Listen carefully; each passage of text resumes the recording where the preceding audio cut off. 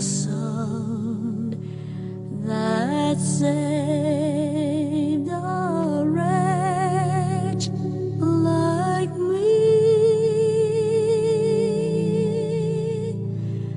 I was lost, but now I'm found. Was blind, but now I see. 15 من vers 7 sa 17. John 15 starting from verse 7 to 17.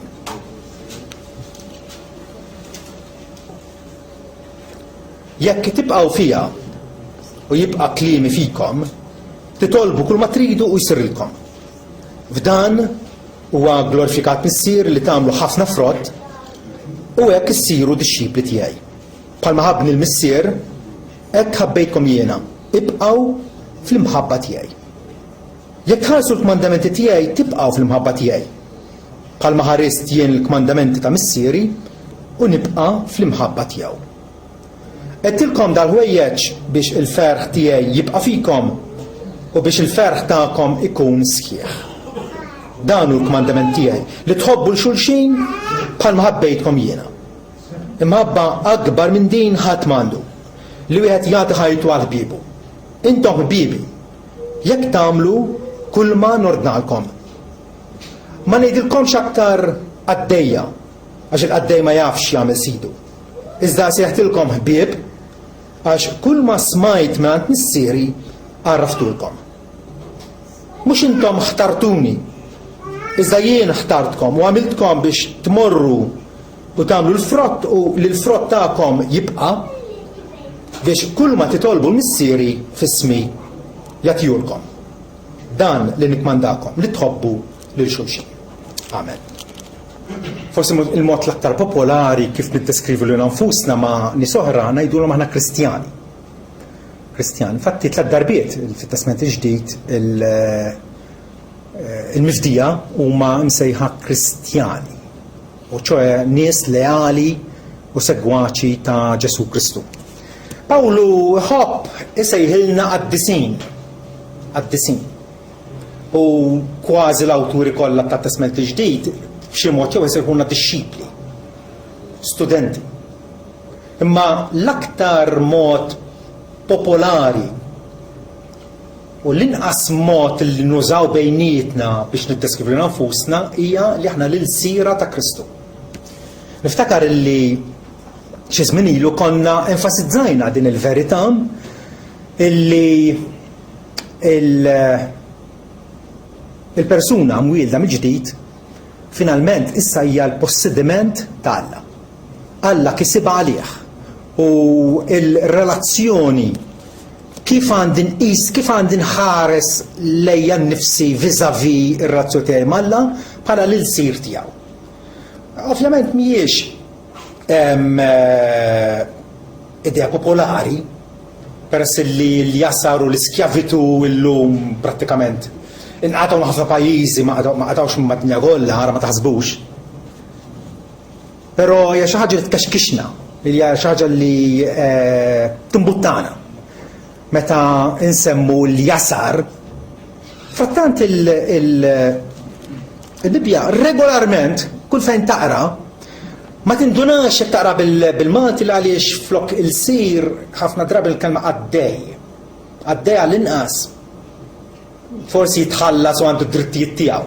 Ma l-sir kien wieħed li m'għandu ebda drittijiet huwa il-proprjetà ta' ħaddieħor u jeżisti għal ħaddieħor. U dik l-idea li l-Bibja trid timpressjonana biha. Meta tgħidilna u Ġesu nnifsu kemm il-darba isejħilna lil-sira tiegħu. Pereżempju fi Ġwanni 12 vers 26 jgħidilna jekk wieħed jaqdini ħajimxi warajja u fejn inkun jien hemm ukoll ikun lil-sir tiegħi hawnhekk hawn l-qaddej tiegħi.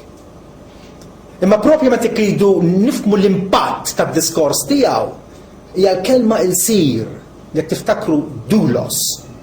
Wieħed marbut ma' ħadd ieħor, m'għandux libertà, m'għandu ebdajiet, m'għandux drittijiet, lief illi iservi lil sidu. U Ġesu qal fejn inkun jien hemm ukoll ikun l-sir tiegħi, jekk wieħed jaqdini lilu iweġġaħ mis-sieri. Ġesu forsi hawnhekk ukoll qed jikkoreġi l-idea żbaljata tagħna li aħna nikkonsidraw kif infatti aħna lil nfusna bħala l-sira ta' Kristu hija xi ħaġa degradenti, hija xi ħaġa li tbaxxina. Billi numiljaw lil nfusna ma jimpurtax, ma jagħmel sara lil ħadd. Li nkunu umli qudiem is-sit tas-sidien naħseb jiena hija diġà vantaġġ għalina. Imma Ġesu qed jgħidilna illi fejn meta wieħed jaqdini ġifieri jaġixxi bħala l-sir tiegħi lilu missieri iweġħu, jonorah. Dik kemm illi Alla jonora, Alla jirrikonoxxi id-tbissima tiegħu hija fuq dawk in-nies illi ixejnu l-nfushom bħalma qal Ġwan il-Battista jiena jeħtieġ li nonqos. Ħanonqos mill-popolarità, ħanonqos mid-dinjità tiegħi, imbasta jikber Ġesu Kristu. U dik hija naħseb jiena l-perspettiva xierqa li aħna l-kol kemm aħna rridu nadottaw mingħajr ma ninsewha. Mingħajr ma ninsewha, jekk naraw l-Apostlu Pawlu fil-bidu tal-ittri tiegħu mal-ewwel sentenza jgħid Pawlu lil-sir ta' Ġesu Kristu imsejjaħ biex kun apostlu kemm il-darba. Lil-sir ta' Ġesu Kristu ġadbu jagħmel l-istess. Lil-sir ta' Alla u ta' Ġesu Kristu. Saħansitra jekk anke forsi taħsbu li dik għalissa biss li anke fl-eternità. Anke fl-eternità Alla jkun ġabar il-Knisja kollha tiegħu. Knisja universali, knisja waħda, l-għarusa ta' Kristu perfezzjonata fis-smewiet. Fl-aħħar paġna tal-Bibbja naqraw illi ma jkunx hemm aktar saħta, dik għat-tama tagħna, li nkun mifdija totalment anke fil-ġisem tagħna, nkunu perfezzjonati, persuni sħaħ quddiem Alla. Iżda tron tal-Alla u tal-ħaruf ikun fiha f'Ġerusalemm il-ġdida ġifieri u l-sira tiegħu jagħtuh qima. Anke fl-eternità, meta l-istorja umana tkun waslet fil-konklużjoni tagħha. U Alla jkun perfezzjona u ħalaq smewiet ġodda u ġdida. Il-Bibbja tarafna anke fil-ġenna bħala l-sira tiegħu.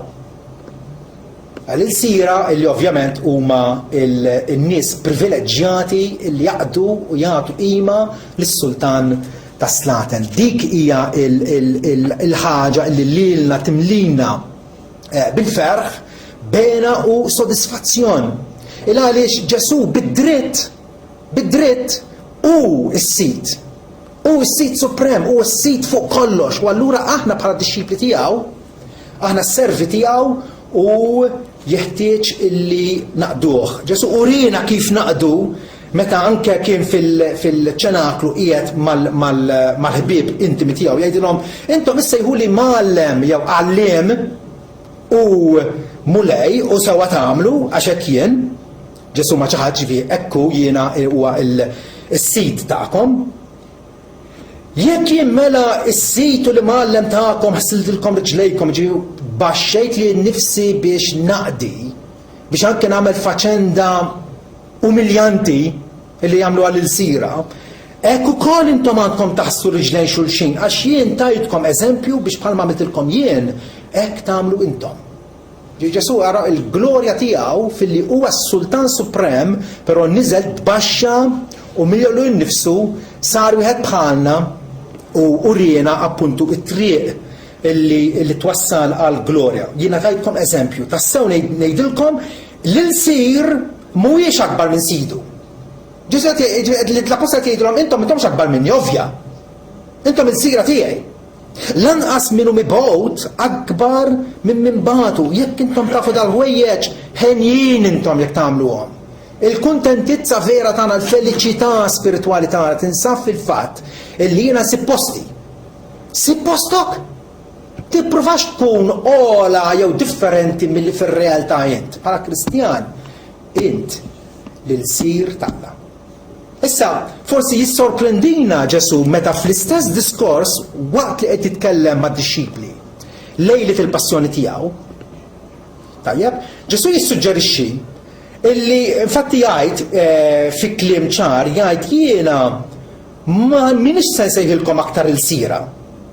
Kapitlu 15 vers 15, il-pass li qrajna.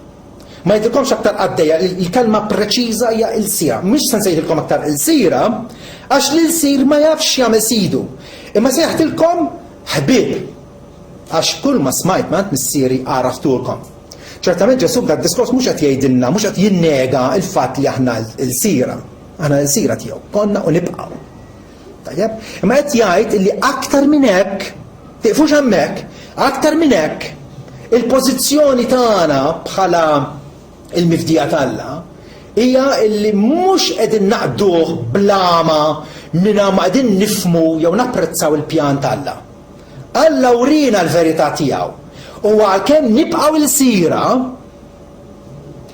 titlu li jixraqilna aktar hija il-fatt li aħna l-ħbieb ta' Kristu. Forsi smajtuhom il-Quakers fil-seklu 17, tajjeb kien hemm denominazzjoni l-lum ma tantx għadha numeruża ħafna. Però dawn il-Quakers fl-Ingilterra mbagħad marru l-Amerika wkoll ġifieri kienu jħobbu jiddeskrivu nfushom bħala ħbieb ta' Kristu. U l-knes tagħhom kont tarafhom għaliex kienu Friends Church, xi ħaġa xi isem ma' Friends Church, wara tarafha dak ma' Quakers. Hija deskrizzjoni sabiħa meta narfu li aħna il-sira ta' Kristu imma wkoll għandna ħbieb tiegħu. Ġesu daħħalna ħajdu hekk f'relazzjoni intima, f'xirka u unità miegħu, mhux distakkati, għamlu jgħidilkom u ma għandkom ebda relazzjoni miegħi, imma hemm relazzjoni li għandna l-istess viżjoni, għandna l-istess skop, u ċoe li aħna nigglorifikaw il-Alla. Il-kelma ħbieb, ġifieri l-idea ta' ħbieb tissuġġerixxi relazzjoni intima. Ftakru fil-Imperu Ruman meta l-sira kienu tant numerużi, l-sir kien brasu baxxuta, tajjeb meta sidu qed jiddiskuti l-pjanit tiegħu għal negozju jew għal familja jew għad-dar tiegħu, l-sir ma kienx jisma', kien jitkeċċa l-barra. Ma Ġesu le, għalila, intom il-sira, pero il-sira li tafu x'inhi r-rieda tal-missier. Għax dak kollu li smajt maħt missier, jiena għarraftulkom. U allura għal darbohra naraw kemm hija xi ħaġa privileġġjata li hemm ċerta fraternità. Apparti miħbieb ukoll hemm fraternità, kif pereżempju litra lil-Lut, kapitlu 2, vers 10.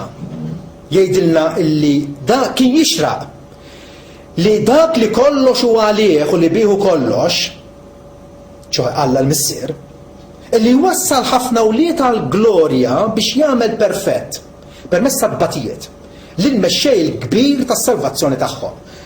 ċoħ li Ġesu Kristu l-libnu illi għamlu kwalifikat bħala salvatur tagħna, appunto Ġesu kien lest u infatti bata għalina. Għax sew dak li għaddes ċoħe Ġesu li għaddisna għal-Alla, u kemm dawk li aħna mqazzin aħna u ma kollha minn wieħed, kollha ġejjin minn Alla l-missier, għax Ġesu għallu l-liben uniġenitu jew liben uniku ta' Alla. U aħna wkoll bis-sejħa u l-għażla ta' Alla aħna wkoll ġejjin minn Alla. Aħna wkoll tiegħu. U allura ġejjin minn wieħed għalhekk Ġesu ma jistħix isejħilna aħwa. Ma s'ista tgħidilna intom il-sira, intom ħbiebi, ħanitalu skallun oħrissa, intom l-aħwa tiegħi. Wow! Di xi ħaġa sta fenomenal, ma titwemminx. Aħna l-aħwa ta' Ġesu Kristu għax jgħid hawnhekk inxandar ismek il-Ħuti, qed jikkwota minn Sant 22, inxandar ismek il-Ħuti, f'nofs il-miġemana li lek tifħir u jerġa' nafda fih u iżjed ara jien u l-uliet li tani Alla. Ġesu qed jitkellem u jgħid jien u l-uliet li tani Alla. Mela di jerġa' hija xi ħaġa aktar fantastika. Il-sir ħabib hu Kristu jew oħt Kristu hija relazzjoni spiritwali meta darba ommu ħutu ma rifittxuh U għallu għadin jistaqsu għalik, ummok u Ġesu qal, dawk li għed jisimaw il-kelma tal-law jgħamluha, dawk huma ommi ħuti, il-relazzjoni spirituali. Missa għek għed jgħid illi jien u l-uliet li tani Alla. Titwemmen din. Aħna l-uliet ta' Kristu. Għanna dawn l-aspetti diversi illi kollha b'xi mod jew ieħor jiddeskrivulna ir-relazzjoni rikka illi aħna ngawdu ma' Ġesu Kristu. Il-fatt li aħna l-uliet, ġifieri, aħna l-uliet ta' Kristu. Kristu nissilna. Kristu wellidna għalih. Kif? Bid-batijiet ta' ruħu. Meta Kristu għadda mill-passjoni, skont il-profezija sabiħa f'Iżajija 53 vers 10. Jgħidilna illi l-mulej oġbu jisħu. Alla l-missier ek oġbu, għall-imħabba tiegħu lejna, saħaq jew ikkastiga lill-ibnu minn flokna.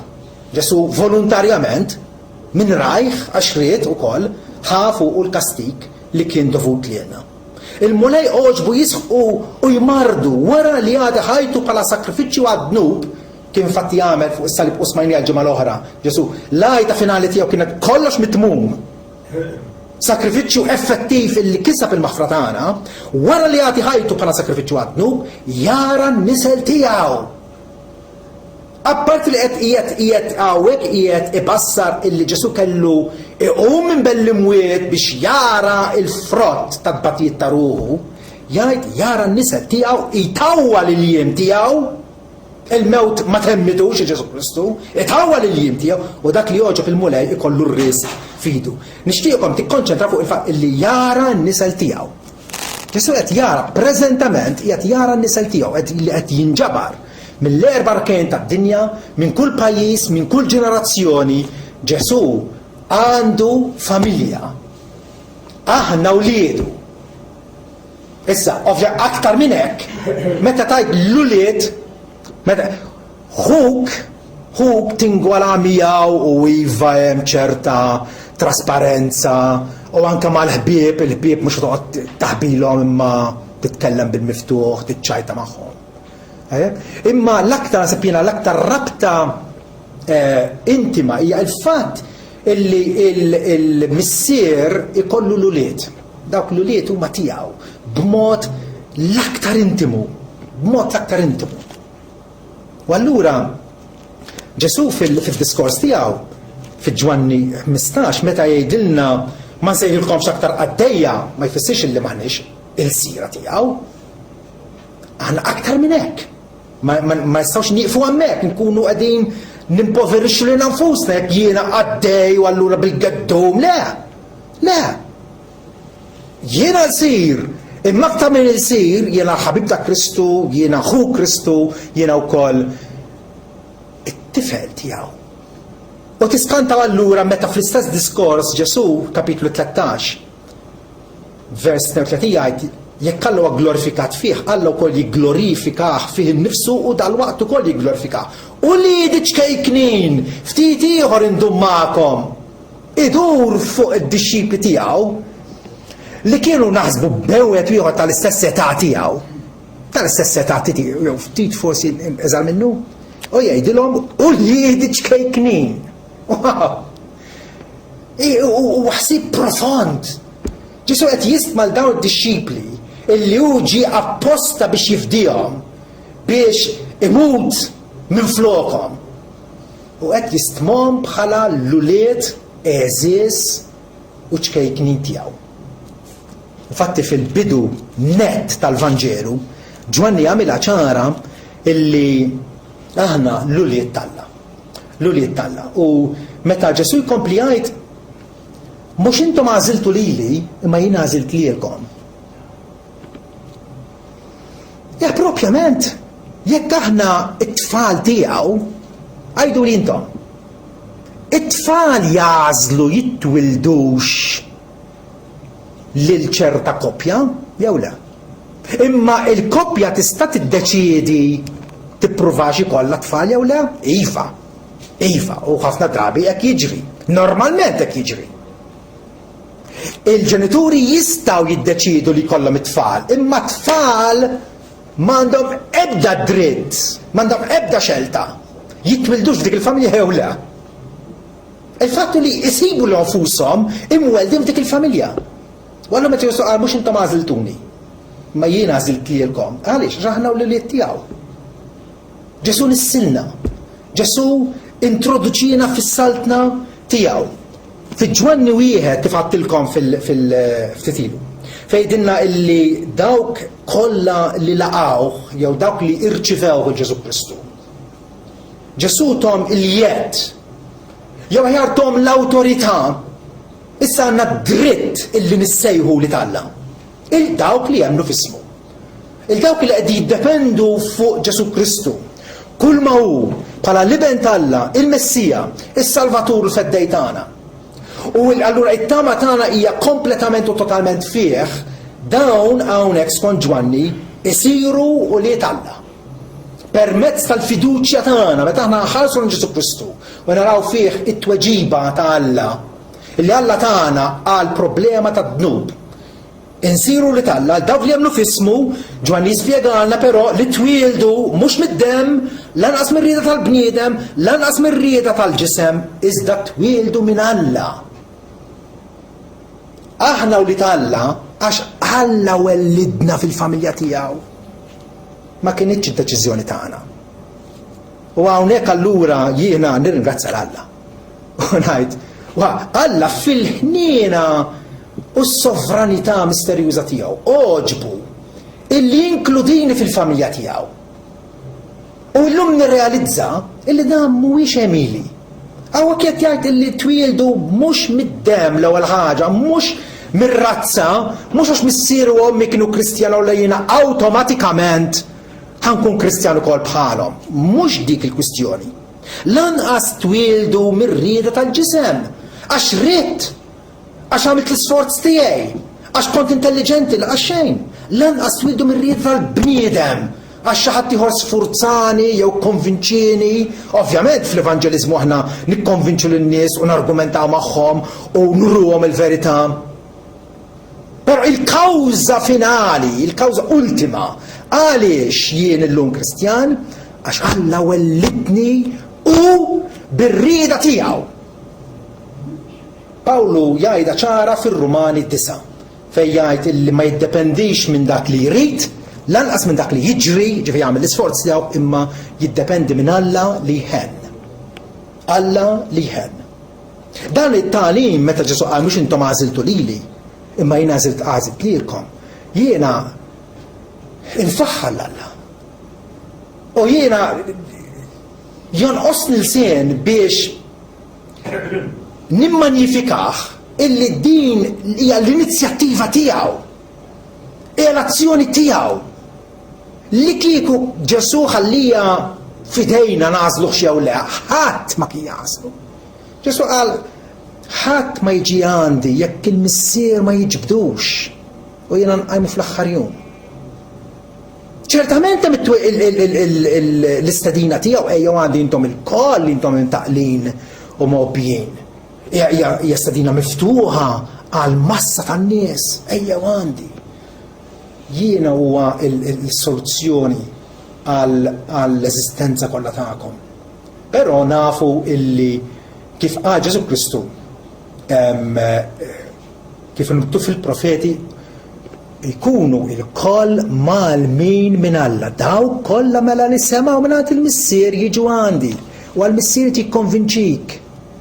Letik dik il-konvinzjoni veri jiftaħlek qalbek bħalma fetaħ il-qalb tal-Lidja. Biex tisma' mhux bil-widnejn imma tisma' u tieħu azzjoni. Tasal biex tażel Ġesu Kristu. Tażlu għax Alla għażilha qabel. Daqshekk m'aħniex qegħdin ngħidu u l-Bibja ma tgħallimx illi aħna bħala bnedmin m'għandniex rieda. Aħna għandna rieda u responsabbli 100% x'nagħmlu b'dik ir-rieda. X'nagħmlu b'dik ir-rieda jiddetermina id-destin etern tagħna. Alla jindirizza r-rieda tagħna u jgħidilna illi dan huwa l-Evanġel, din hija r-rimedju tiegħi għall bnedmin. Fibni Ġesu Kristu minn għandu li ben għandu l-ħajja. Min m'għandux liben tal-Alla m'għandux il-ħajja u jeħtieġu nirrikorru għal Ġesu Kristu. Fil-Lut 7 jgħidilna li Ġesu kapaċi salva kompletament il-dawk li bih jersqu lejn Alla. Ma nix biex ninfixlu. U allura il-rieda illi jew aħjar id-deċiżjoni illi jiena nażel li nsegwu l-Ġesu u nkun disċiplu tiegħi, dik hija sinifikanti. Mhix xi ħaġa fittizja. Alla qed jiddomanda minn għandi. Alla qed jgħidli għatin ir-rieda tiegħek, du lejja b'indiema ġenwina u b'fidi b'fiduċja f'Ġesu Kristu. Però, ovvjament, rridu ngħidu illi aħna bnedmin tafal, trab tal-art u Alla huwa l-alfa u l-omega, il-bidu tmiem ta' kollox. Ir-rieda tal-Alla hija suprema. Ir-rieda tal-Alla hija komprensiva. Ir-rieda tal-Alla tiġbor kull ma jsir u kull ma hu. Jiena għandi r-rieda tiegħi, Alla oġobni li żejjinni bir-rieda tiegħi. Iva, ma dik ir-rieda tiegħi tinsab taħt ir-rieda tal-Alla. Mhux daqs ir-rieda tal-Alla dik hija da'wa. Hija taħt ir-rieda tal-Alla. U Alla skont l-umanità tiegħi, il-fatt li jiena bniedem għandi moħħ, għandi intelligenza, għandi kuxjenza, għandi ruħ, għandi ċertu kapaċitajiet, Alla jippretendi minni illi nużom favur tiegħu. Alla mhux qed jippretendi minni li nagħmel affarijiet impossibbli, jekk jiena nkun miexi u nasal quddiem xmara, u di xmara jkollha bridge, nista' nagħżel minn ħadd ma jġielni naqsamx għanha l-oħra fuq il-bridge. Vera? Nista' nagħżel jew nibqa' fejn jien, jew naqsam. U dik tkun ir-rieda tiegħi, dik tkun id-deċiżjoni tiegħi. Però għandi rieda illi intir min-naħa l-oħra. Illi nodos matul xmara min-naħa l-oħra le. Le, m'għandix dik il-kapaċità. Imma l-kapaċità li tani Alla u ċolli neżerċita r-rieda tiegħi, Alla jżomni responsabbli u kontabli lejh, għax hekk jien magħmul.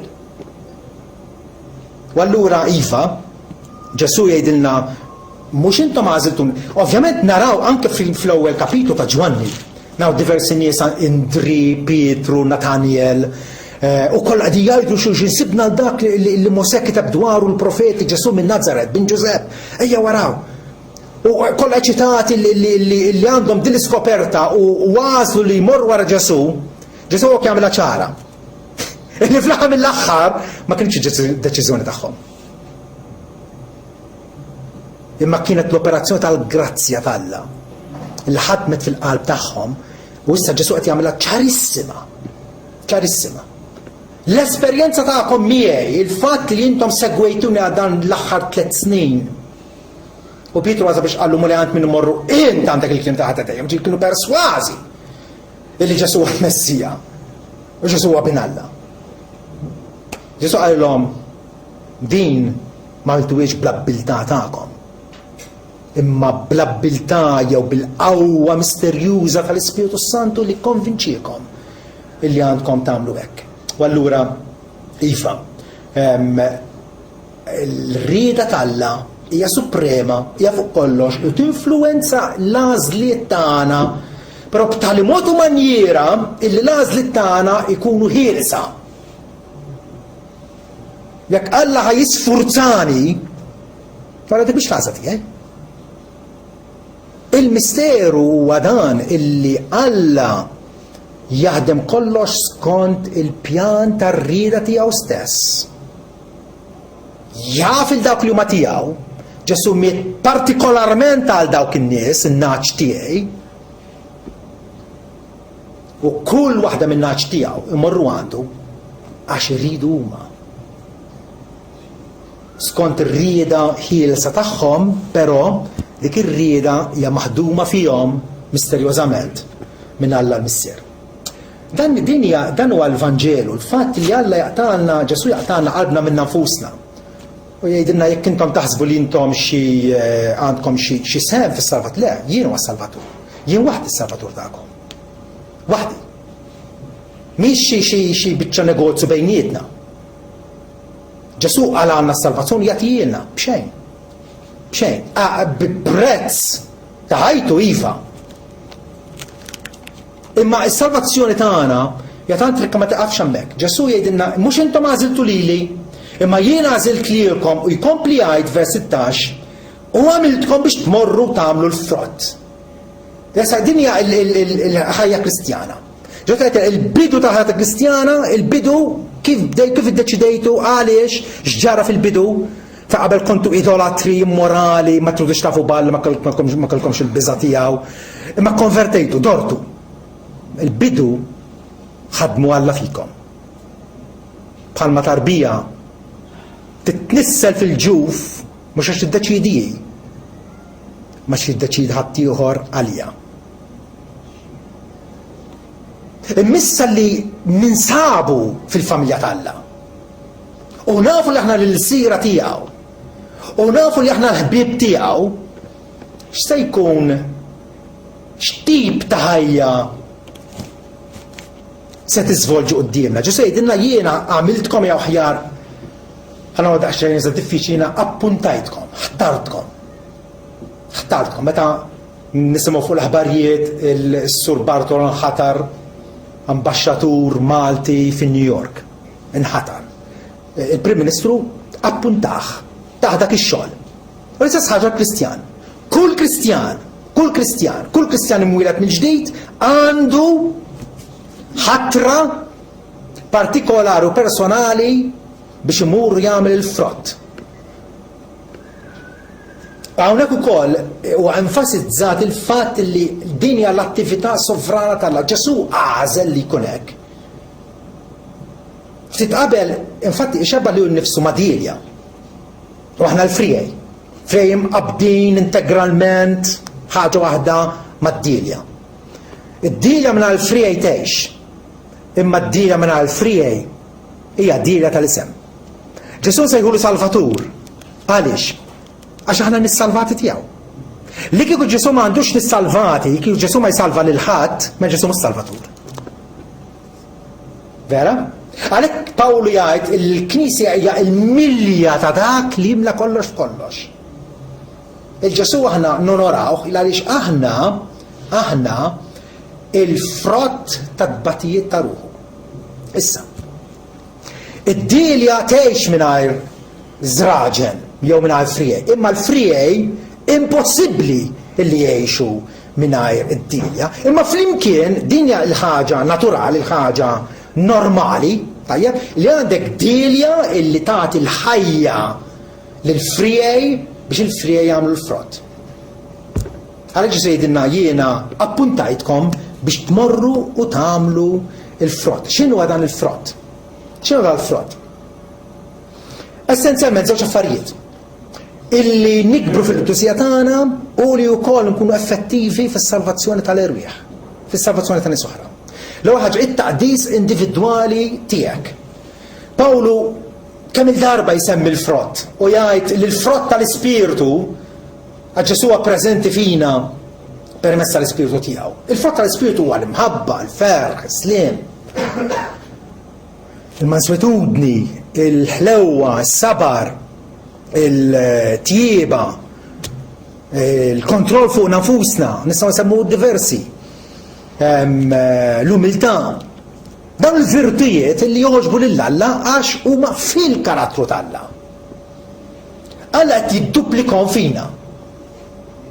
U Alla qed jagħmlilna nixbħu lil Ġesu Kristu permezz ta' dan il-frott. Meta aħna qegħdin nsiru aktar ma jibqgħu qegħdin nsiru nies li ngħadru, li nħobbu, li nissimpatizzaw, li ngħinu l-ħaddieħor. Ekku Ġesu Kristu. Ekku. Allura dak huwa l-frott il Ġesu hawnhekk qiegħed jalludi għalih. Pawlu wkoll fil-Efesin 5 vers 8 jgħidilna intom darba kontu dlam, immiss intom dawl fil-mulej. Dawl fil-mulej. Ġesu jirrifletti l-qudusija tiegħu permezz tagħna, inhu d-dawl tad-dinja. Mimxi warajja, ma wkoll qal intom id-dawl tad-dinja. Għaliex nirriflettu d-dawl tiegħu. Okay? Ikompli jgħid intom daw fil-mulej, allura imxu bħala ulit id-dawl, għax il-frott tal-ispirtu jinsab f'kull tjieba u ġustizzja u verità. Kull ħaġa li hija vera quddiem Alla, li hija ġusta, li taqbel mal-liġi tiegħu, u kull ħaġa li hija tajba, dak huwa l-frott. Il-Ġesu qed jgħidilna illi huwa kompitu tagħna illi nagħmluh. Għallu kull darba li jikteb lil xi knisja jew xi ħadd isemmi dan il-frott. Għaliex? Għax il-fera qed tagħti prova tagħha nfisha illi ħajja mill-frott li tagħmel. Jesu qal jekk il-fera ma tagħmelx frott missier il-bidwi jaqtaħħa. U nies jiġbruhom dal-frijaj mejta u jagħtuhom in-nar. Għaliex? Għax mhumiex frijaj ta' vera. Mhux frijaj produttivi. Għalhekk Pawlu l-Kolossin jgħidulhom ukoll illi l-Vanġelu wasal għandkom bħalma huwa fid-dinja kollha. U qiegħed jagħmel il-frott. Smajtu għadin li kull fejn il-Vanġelu huwa milquh bla falliment hemmhekk tara l-frott. Hemmhekk tara l-bniedem qed jinbidel minn bniedem ivvizzjat jidaj jitgħallem jikkontrolla l-sienu biex ifaħħal l-Alla biex jgħin jinkoraġġixxi l-ħadd ieħor. Minn bniedem immorali ifittex is-safa. Vera? Jagħmel il-frott bħalma jagħmel fikom ukoll minn dakinhar li smajtu bih. Mhux wara xi 5 snin li tkun emment, jew wara xi 10 snin, imma minn dakinhar illi smajt il-Vanġelu u l-qajtu tibda tagħmel il-frott. Pawlu qed jikkontradixxi dawk in-nies għalliema ħolot illum il-ġurnata illi jgħidu li Ġesu tirċevih bħala Salvatur. Imbagħad meta trid, u jekk trid fl-aħħar mill-aħħar, tirċevih bħala sit tiegħek xi 10 snin wara xi 20 sena wara. Mu veru xejn. Hija gidba. Hija falsa. Pawlu qed jgħid li jibda jagħmel il-frott minn dakinhar li smajtu bih u għaraftu l-grazzja t'Alla fil-verità. Il-frott Alla jipprefendih minna. La darba ħna mlaqmin fid-dilja il-vera. Alla wkoll bil-provvidenza tiegħu kif jitratta magħna wieħed waħda u jaf id-dħul u tagħna, jaf l-ansjetajiet tagħna, jaf mhix aħna għaddejjin. Alla qed jitratta magħna bħala missier. Bħala missier li wkoll kapaċi jiddixxiplinana, kapaċi wkoll fit-tixbieħa li uża Ġesu. Dak il-frija li għamlu l-frott, il-missier, il-bidwi, jizborom. ċini tizborom? Il-fera għandha ħabta illi tikber wisq. U titaxxex. Meta tikber wisq, tarma ħafna weraq. Imma l-frott jonqos. Il-bidwi għaqli, id-dila jżomma miżbura. Il-frija jżomma mżar biex ikunu qawwijin. Alla jizborna. Ma neħdux pjaċir meta nżabru wera. Għax inweġġaw. Id-batija, l-afflizzjoni, l-persekuzzjoni, l-isfortuna, t-traċedi li ġu. Dawk huma kollha żbir t'Alla qed jiżborna, qed ineħħi il-kumditajiet, il-fsiet fina nfusna biex aħna nagħmlu aktar frott. Lut 12 jispjegadi u vers 11 fejdilna l-lebda twiddib meta Alla jiddixxiplina ġifieri ma jidher dak li ħin ħaġa ta' ferħ, dak li ħin tieħu qata, tinstara, tidħol ġo xortok. Dak li ma jidhirx ħaġa ta' ferħ. Imma ta' niket, madankollu wara ġi aktar tard irrot frott ta' sliem u ta' ġustizzja għal dak li jkunu tħarġu bih. Alla taħarriġna biex minn ftit frott nagħmlu aktar frott, nagħmlu l-aktar frott possibbli. Anke l-Apostlu Ġabu jgħid li l-frott ta' ġustizzja, l-frott ta' għajxin tajjeb jinżara fis-sliem minn dawk li għamlu sliem. Ġesu deskrivina bħala nies ta' sliem, imberkin il-paċiera, dawk li jġibu sliem għax jissejħu li Alla. Vera? Aħna l-għan tagħna huwa li nagħmlu l-ġid, nagħmlu t-tajjeb, minna fanfarunati, minna mandoq it-tromba, għalix, għax aħna ninsabu ħajjin fi Kristu Ġesu. Dik l-ewwel ħaġa. Il-frott ifisser it-taqdis tagħna, imma jfisser ukoll l-effettività fl-evanġeliżmu. Ġesu batna f'dinja illi hija opposta għal Alla. U ħallina lok apposta biex aħna niżiraw iż-żerrija tal-Vanġelu biex naraw bit-tama u bit-talba illi naraw il-frott, naraw iż-żerrija tisponta u tikber. Ġesu fil-parabola taż-żerrija għandek il-bidwi qed ixarret iż-żerrija, nafu il-tracts, il-diskursati li konna man nies, il-kodba li nagħtu, ħafna minnhom jintremew, ħafna nies ma jisimgħux, però hemm dawk in-nies illi Alla jafhom u jrid jsejħilhom bil-grazzja tiegħu. U allura minħabba fihom aħna għandna nkunu biżla fl-evanġeliżmu. Ġesu jgħid ukoll li xi żerrija, mhux kollha, mhux 100%, imma xi żerrija waqgħet fuq art tajba. U għamlet il-frott. Biċċa mid-darba, biċċa 60, biċċa 30 darba. Aħlek ħatarna Ġesu Kristu biex immorru anke bid-dmuħ f'għajnejna, b'toqol, b'modrija n-nies li għadhom mitlufa l-bot minn Alla biex aħna nirpuhom. Biex aħna nidduplikaw lil nfusna fihom. Biex bħalma jien Kristjan u wkoll ikun Kristjan. Ġesu isemmi il-proċess jew aħjar x'irid jiġri biex verament inkunu kapaċi nagħmlu l-frott. Iridu mmutu għalina nfusna. Jekk inti taħseb li għadek importanti u għadek dinjitus u għadek titiżżomm il-sinifikat tiegħek. Ġesu fi Ġwanni 12 vers 27 jgħidilna jekk qamħa ma taqax fl-art u tmut tibqa' waħedha. Ma jekk tmut tagħmel ħafna frott. Sakemm il-Kristjan jibqa' jrid jipproteġi lil nnifsu, jrid jgħix f'dik il-fostqa komda. Magħluqa lil nnifsu u mhux lest li jinfetaħ għad-dinja, ġisu qed tibqa' waħdek. Tibqa' ma tagħtix frott. Imma għandek il-qamħa waħda illi tinżera fl-art tindifen tmut. U hekk ġraw Ġesu u waraw il-frott illi produċa bil-mewt tiegħu. In-nies innumerabbli illi qegħdin jiġu salvati bil-mewt tiegħu. U Ġesu qed jgħid l-istess ħaġa aħna. Irridu mmutu għalina nfusna u iva meta tibda tevanġelizza toħroġ barra. Tixxarab blara, iddum minn bib għal bib. Tqassam il-fuljetti, tindaġġa ruħek f'diskursati ma' ħadd ieħor, huwa xogħol jibes. Huwa xogħol jibes. Imma huwa xogħol li nagħmluh bit-tama u bil-fiduċja f'Alla illi dawk li huma tiegħu Alla jsejjilhom permezz ta' dax-xogħol. Pawlu l-Apostlu wkoll meta kiteb lir-Rumani kienu diġà stabbiliti bħala knisja fil-kapitali tal-Imperu u għalilhom jiena ma rridx ma tkunux tafu l-aħwa. Il-bosta drabi għamilt il-ħsieb li nasal għandkom imma kont infixkel s'issa. Biex ikolli xi frott fostkom ukoll bħalma fost il-ġentili l-oħra. L-ambizzjoni tiegħu kienet li jmur fil-kapitali, fiċ-ċentru tad-dinja ta' dakinhar, Ruma.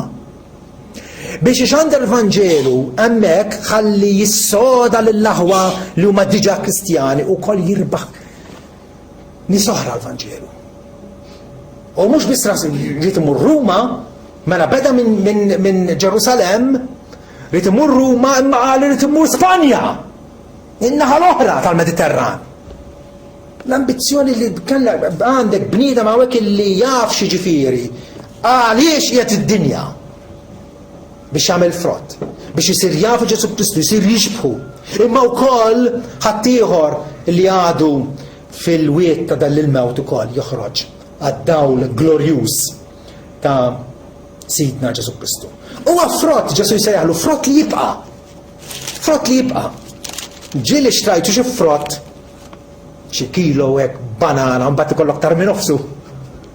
Jitħassar jispiċċa. U titqgħod attent li tixtri, speċjalment fis-sajf, tixtri kemm tinqeda għax mill-ewwel imur il-frott. Ġesu qed jgħid dan il-frott huwa frott li jibqa'. Wow! Hawnhekk l-investiment huwa wieħed tajjeb. Alright, ħatinħela, ħatonfoq, ħatmut għalik innifsek, imma l-frott illi inti qiegħed tipproduċi. Ġesu jgħid vers 16. Mhux intom għażiltuni, imma jien għażiltkom u appuntajtkom biex tmorru tagħmlu l-frott u li l-frott tagħkom jibqa' idum. Frott permanenti.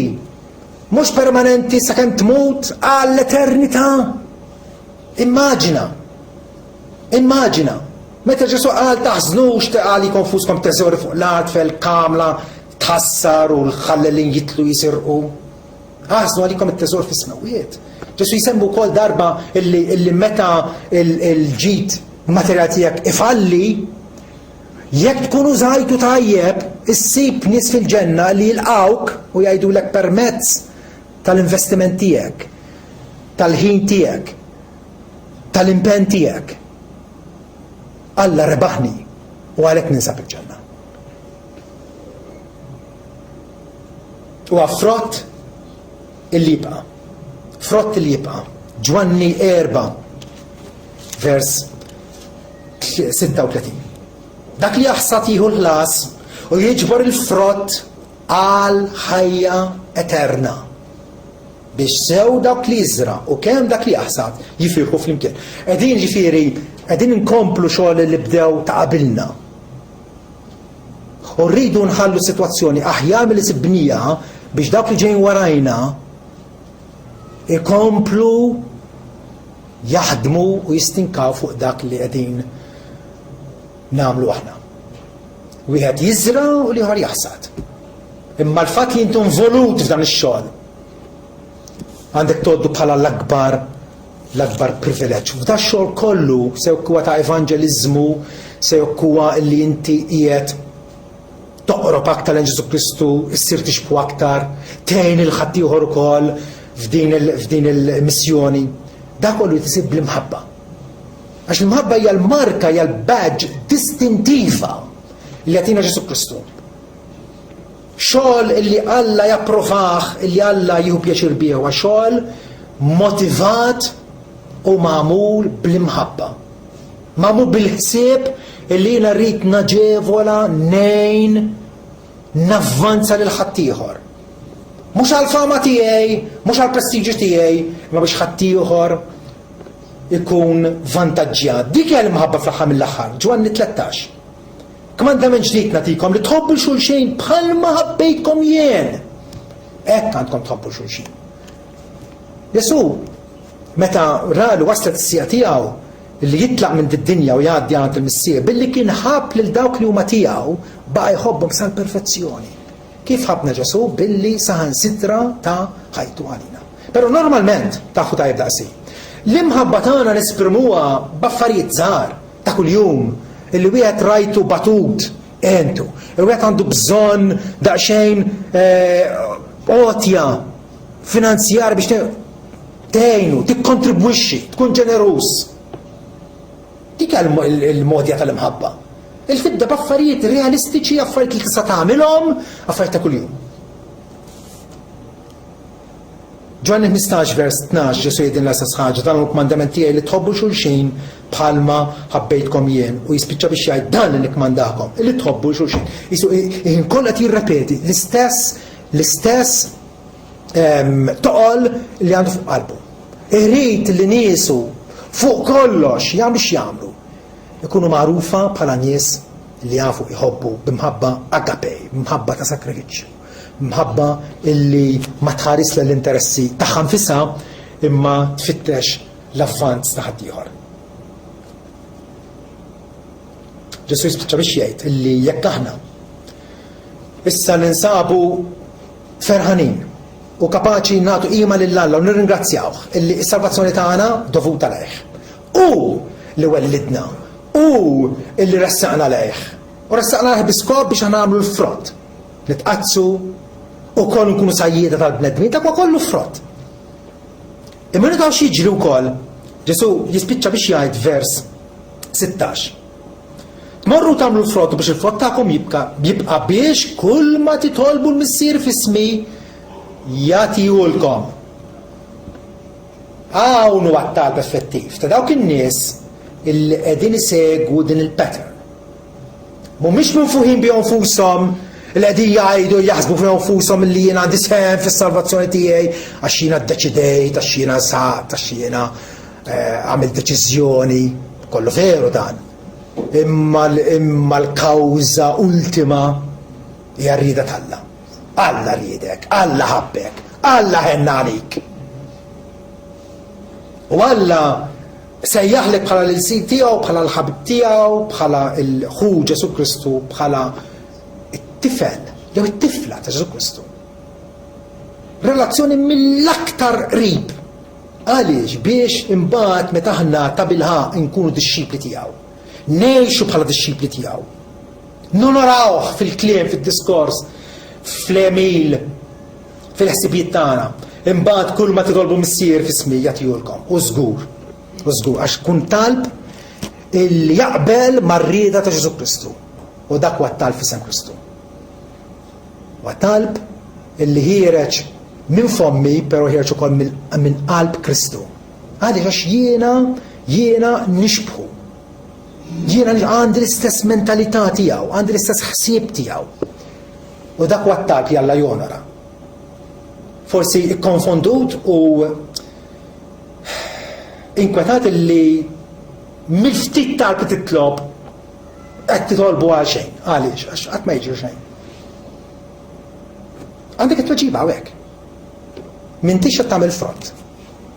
M'intix qed titqaddes għal Ġesu Kristu, m'intix qiegħed twassal il-bxara tajba l-ħadd ieħor, ovvjament meta titlob. Alla finalment jaf il-qalb, u Alla jaf inti xtiegħu jew le. Però intaraw il-programm huwa ċar. Ġesu ma jridx biss konvertiti li għamlu xi deċiżjoni darba 20 sena ilu. Irid nies li f'kull sens tal-kelma huma tiegħu bid-der, bid-diskorshom, bl-aġir tagħhom, bl-atteġġjament tagħhom, bil-ħsieb tagħhom. Huma kompletament u totalment Alla. Il-sira tiegħu. Il-sira tiegħu. Biex nerġgħu lura għal ħsieb oriġinali tagħna. Kull ma titolbu l-missier imbagħad jagħtihulkom u Ġesu hemmhekk ma qal xejn ġdid il għaliex anke fis-Salmi 66 vers 18 jgħidilna l-awtur jgħid jekk jiena nżomm xi ħażen f'qalbi Sidi ma jismanix. Hawnhekk qed jgħidilna bin-negattiv. Ġesu għalina bil-pożittiv. Imxu fil-modja evanġelika, ixxamplaw fil-qdusija tal-Alla, servuh u mbagħad xi titolbu l-missieħ jagħtikom. Għaliex? Għax qegħdin tagħtu prova li intom ħbieb tiegħi. Imma qed jgħid il-kontra, se jekk jiena nżomm xi ħażen f'qalbi, Sidi ma jismanix. Ġifieri jekk xejn ejjer dominaw. Hemm xi ħażen, hemm xi ħaġa li inti qed tirrepetija. Imma qed tirrepetija bħalma l-arloġġ ma' kull siegħa jdoq. Ta' kuljum qed tagħmilha. U inti m'intix lest li tqaċċata, m'intix lest li tindem minnha. Ovvjament ħajtek se tinxef. M'intix ħatkun vera dix-xipju ta' Ġesu Kristu. Alla tisejjilna l-indiema kuljum. Kuljum biex induru lejh u nsibu l-ħajja reali tagħna fih permezz ta' Sidna Ġesu Kristu. Amen.